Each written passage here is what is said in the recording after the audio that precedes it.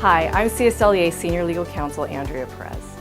It is not unusual for us here at CSLEA to receive questions from members regarding overtime and whether a department is purposely changing an employee's schedule in order to avoid paying overtime. As a Bargaining Unit 7 employee, you are in what is called Work Week Group 2. That means when you work overtime, you must be compensated for any extra time you are working outside of your regular hours. You may be asked to work overtime or held over if your department is short on staff, for example.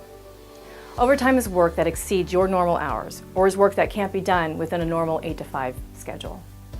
There may be times when your boss will require you to adjust your hours to avoid unnecessarily incurring overtime, and this is a common occurrence and is allowed under our contract, but under certain circumstances.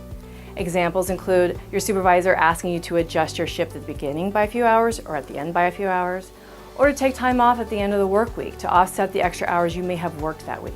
This usually happens if there's a temporary staff shortage, or if maybe you're doing unusual activities like training, nighttime surveillance, range, or anything else during the week. This is okay according to the Unit 7 contract, Article 7.1c4, as long as an employee's shift is not routinely adjusted merely to avoid the payment of overtime. So what does routinely mean? CSLEA's interpretation is that routinely means frequently within the course of business. So for example, requiring you to flex your schedule weekly or every other week.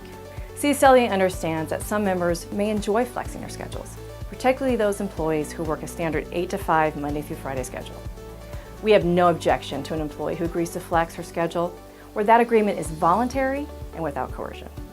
We also understand, though, that others would appreciate compensation that overtime provides. The contract allows us to grieve this issue to the CalHR level. If you feel your employer is routinely changing your schedule simply to avoid paying you overtime, please let us know. Depending on the circumstances, we may need to file a grievance.